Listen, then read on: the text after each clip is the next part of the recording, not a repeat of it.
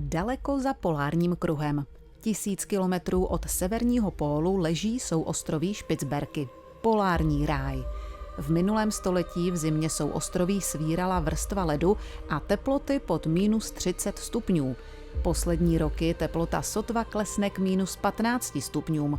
Naopak v létě teploty vyšplhají až k 20 stupňům nad nulou. Tání ledovců a změny klimatu ovlivňují i život na Špicberkách a jejich obyvatele, včetně ledních medvědů.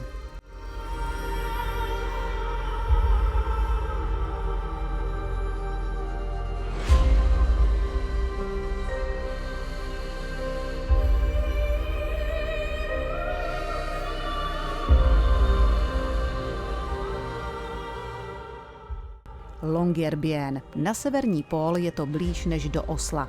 Nejsevernější letiště s pravidelným provozem na světě. Přilétáme na souostroví s předstihem. Plavba je přesně naplánovaná a odplutí lodi musíme stihnout. Pro poznání nejsevernějšího trvale osídleného ostrova využijeme místní půjčovnu aut.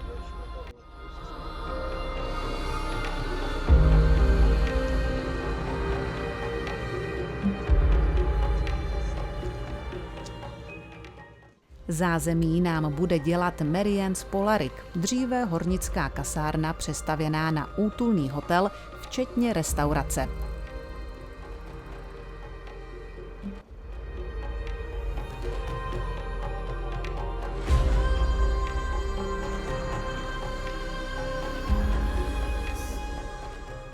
Místní gastronomie je úžasná.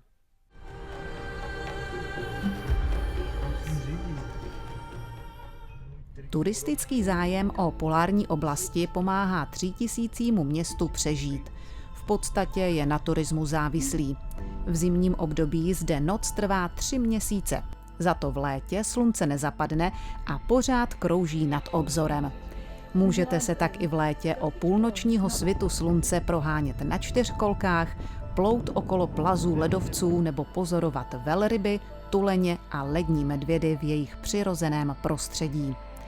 Díky své poloze na 78. stupni severní šířky se většina institucí chlubí titulem nejsevernější. Nechybí zde například čokoládovna, skleník, pivovar nebo thajská restaurace.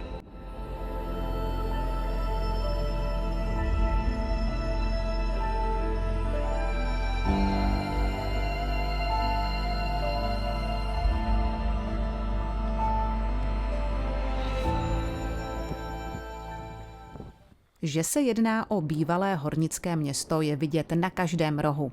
Město je pojmenováno po Američanu Johnu Munro Longuierovi, který začal ve 20. letech těžbu černého uhlí. Těžba uhlí byla velmi nákladná a na konci století norská vláda ukončila veškerou těžbu. Jediným býložravcem na Špicberkách je sob polární. Je velmi důležitým článkem v potravním řetězci.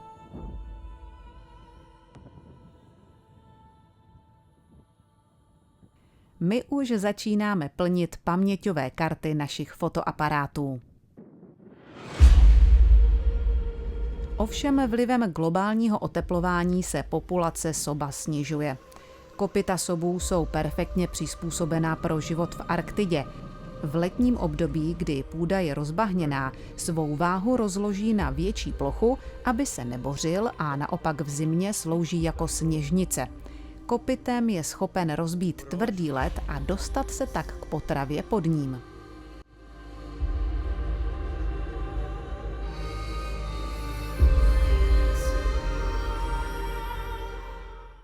Soby se zde prohání doslova mezi domy a připravují se na zimu. Ostrov má drsné klima s dlouhými a studenými zimami a krátkými léty. Přesto je zde bohatá arktická fauna, včetně ledních medvědů, sobů, ptactva a mnoho druhů velryb.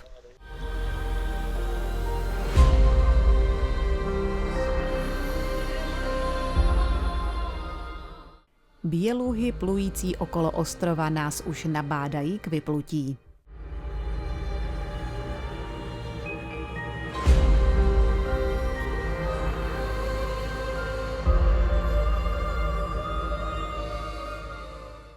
Je to fascinující arktický ráj, který kombinuje krásné přírodní scenérie, bohatou historii a zvláštní právní postavení. Jeho poloha a unikátní životní prostředí ho činí atraktivním pro vědce, dobrodruhy a turisty z celého světa.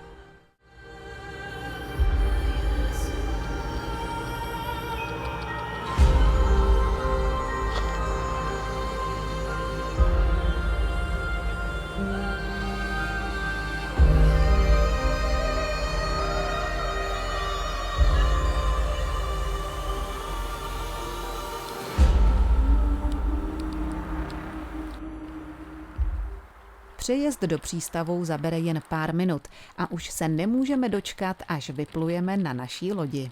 Naši průvodci nám se vším pomůžou. Na následujících 10 dní se naším domovem stane loď Malmö.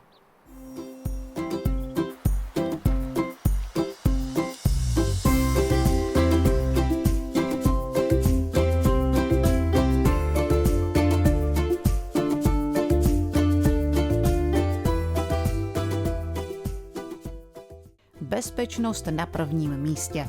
Seznámení se záchrannými vestami a režimem na lodi je důležitý rituál před vyplutím.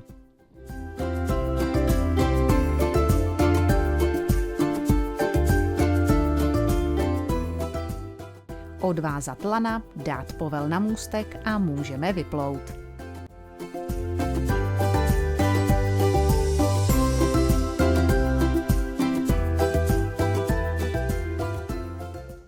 Vyplouváme s dobrou náladou.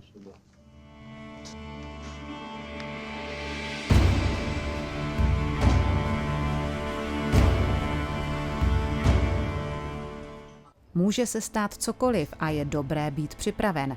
Tento oblek v případě havárie lodi nám může zachránit život. Obléknout ho je jednoduché, snad ho potřebovat nebudeme.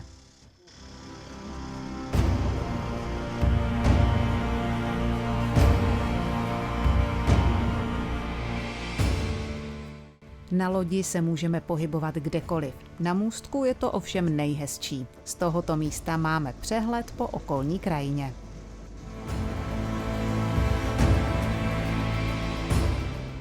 Naši průvodci Matt a John budou našimi parťáky a společníky na této cestě.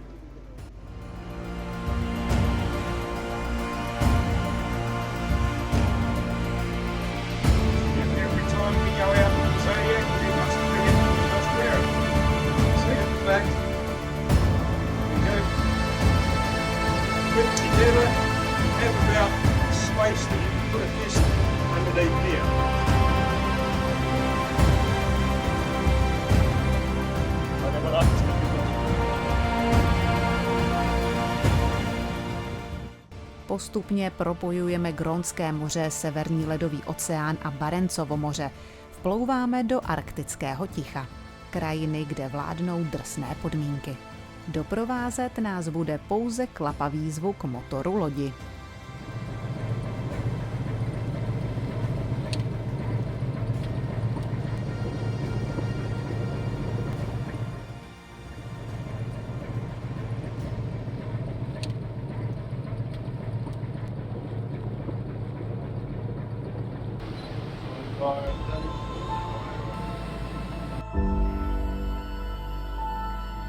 Před vyplutím z fjordu mineme ještě ruskou hornickou osadu Barentsburg.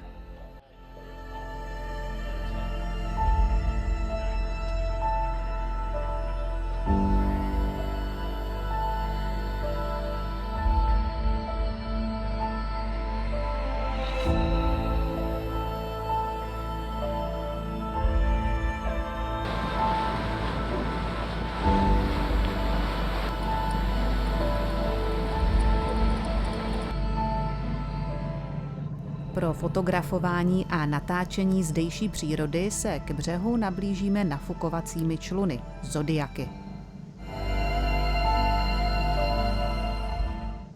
Na ulomené a odtrhnuté ledovcové krysy můžeme doslova sáhnout.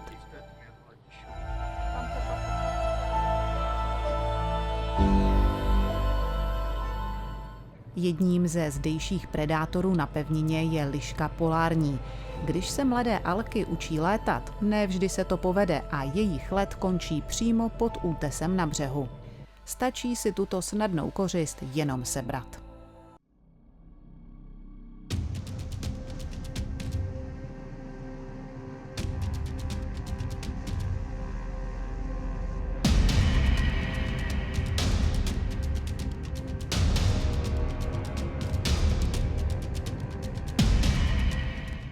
Plující ledovcové kry mají až neuvěřitelné tvary.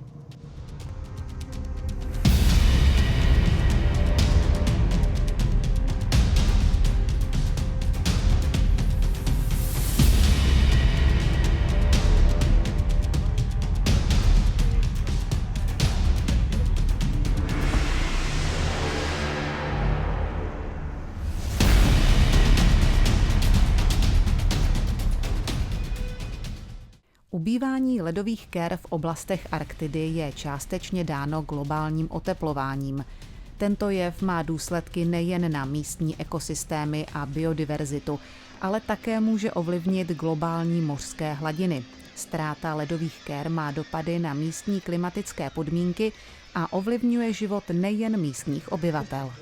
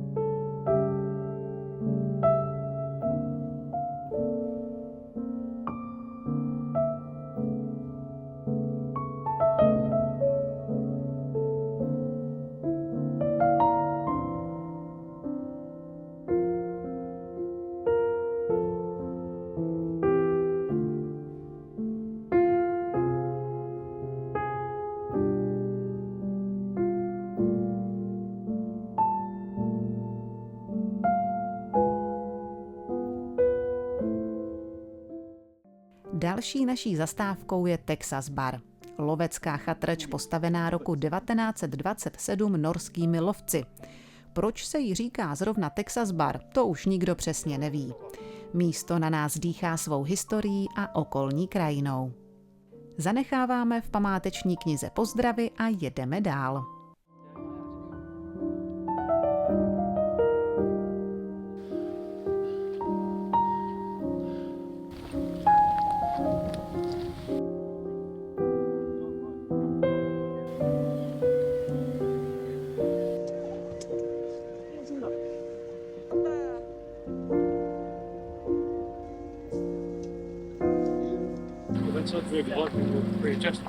Okay. And anything that's purple, you know, is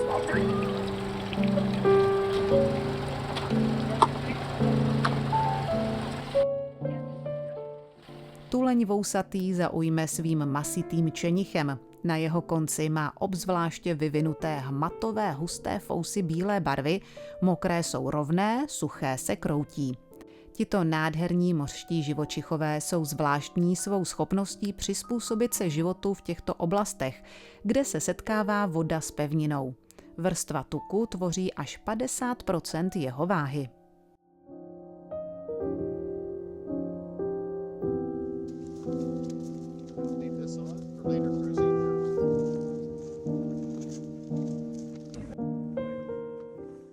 Padající a ulamující se ledovce do moře jsou znepokojující jev spojený s globálním oteplováním a klimatickými změnami. Na vlastní oči sledujeme tento proces nazývaný ledovcový ústup. Jak vážné důsledky pro klima, hladinu moře a životní prostředí bude mít tento proces, si radši nepřipouštíme nebo nechceme vidět.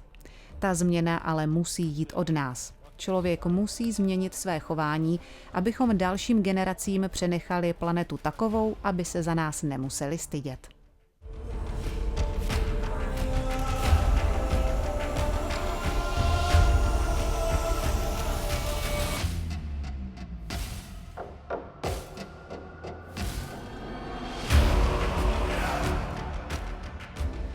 Na břehu bylo spatřeno 6 ledních medvědů. Bylo hlášení od jiné lodi.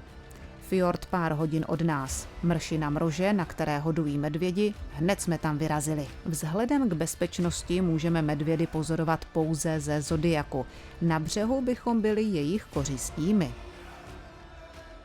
Vzhledem k tomu, že mrož byl již ve velkém stupni rozkladu a částečně i pod nánosem kamenité pláže, jednalo se o zdechlinu a ne uloveného tvora. Medvědi hodovali na mršině a nikam nespěchali.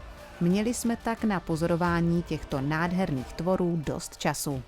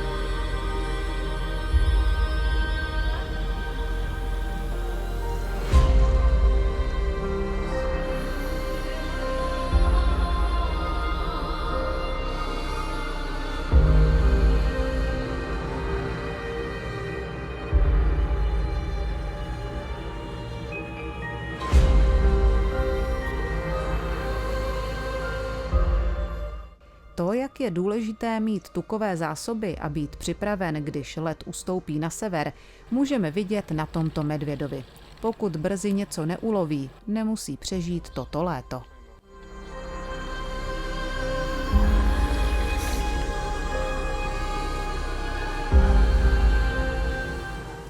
Jak velkou měrou prostředí ovlivňuje člověk, je nezpochybnitelné.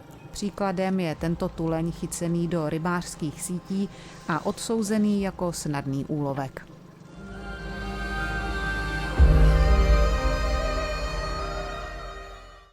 Austfona. Na jižní části ostrova Nordaustlandet navštívíme ledovec Austfona. Je třetím největším evropským ledovcem co do rozlohy a objemu. Rozkládá se na ploše 7800 km². Od roku 2012 se stenčil o více než 50 metrů. To představuje zhruba šestinu celkové síly ledu. Úbytek se též rozšířil na 50 km do vnitrozemí. Je prokazatelné, že teplota okolního oceánu v minulých letech vzrostla. To přitom mohl být onen startovací impuls, který nastartoval stenčování ledové pokrývky. Ovšem zdali je teplejší oceánská voda a chování ledového pokryvu v přímé souvislosti, zůstává nezodpovězenou otázkou. Kolmé stěny vystupující z moře působí úchvatně.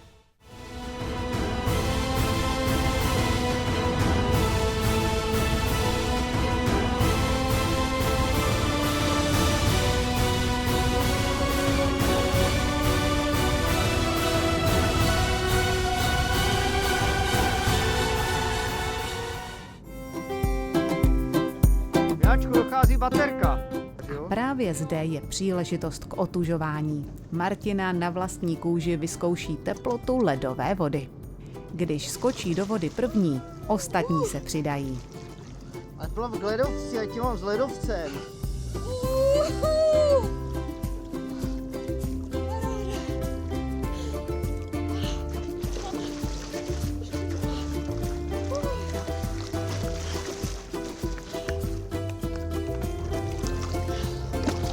Je to s ledovcem.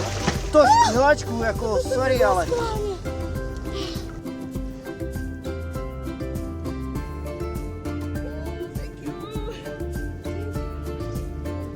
No, whisky.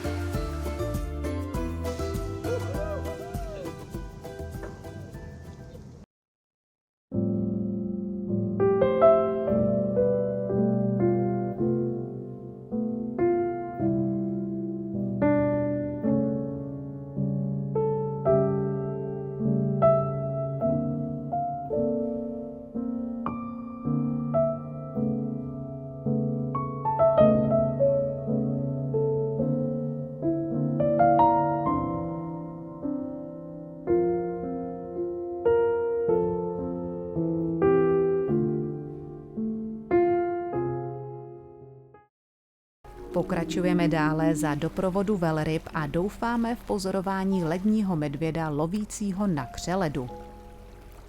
Do okolí Špicberk, zejména během léta, některé druhy velryb migrují na krmení a rozmnožování.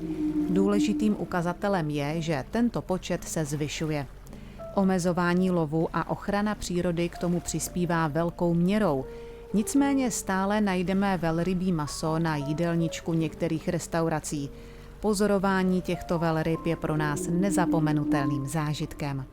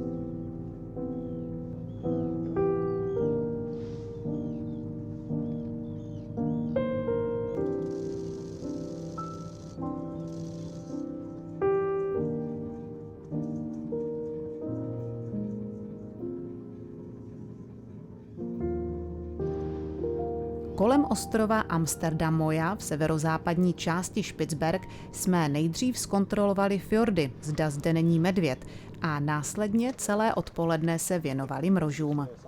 I zde může číhat medvěd a tak ostražitost je na místě. Mroži žijí ve velkých skupinách, jsou to společenská zvířata. Dominantní samec s nejdelšími kly má své místo ve středu skupiny a je autoritou. V případě úhynu matky se o mládě postará jiná samice. Medvěd lední je jejich největší nepřítel. V případě napadení ledním medvědem a okamžitému úprku do vody může docházet k panice. Při těchto napadeních může docházet též ke zranění mezi mroži. Jizvy na kůži u starších jedinců jsou ale spíš z bojů o samice. Mroži se živí mlži, plži a drobnými rybkami na dně oceánu a je schopen se potopit až 200 metrů hluboko. Pro hledání potravy má dobře vyvinuté hmatové vousky. Samec váží přes tunu a samice kolem 800 kg. Na ostrově nerostou žádné stromy a tak si klademe otázku, kde se vzaly ty klády. Jsou to pozůstatky velrybářů z minulého století. Lovci velryb zde chtěli přezimovat, avšak tvrdé severské podmínky a drsná příroda tomu tak nechtěla. Byla to poslední zima lovců velryb. Na souši je mrož nemotorný, ovšem ve vodě dokáže svými kly medvěda rozpárat.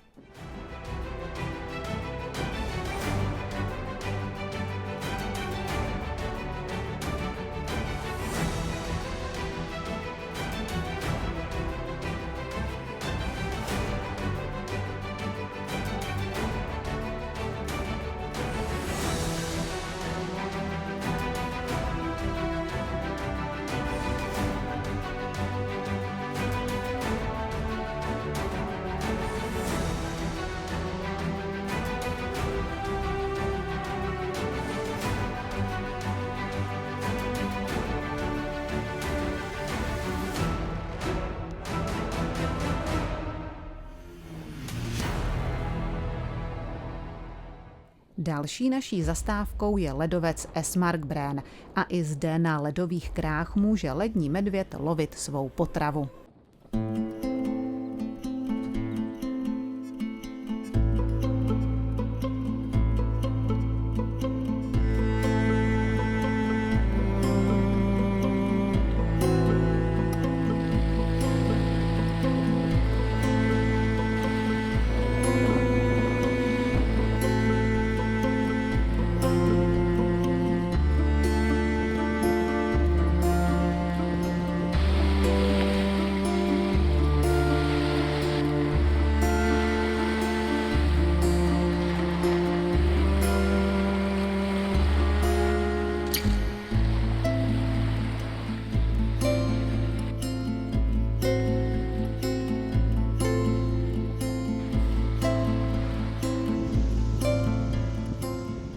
Poslední fjord je k Longyearbyenu a naše plavba končí.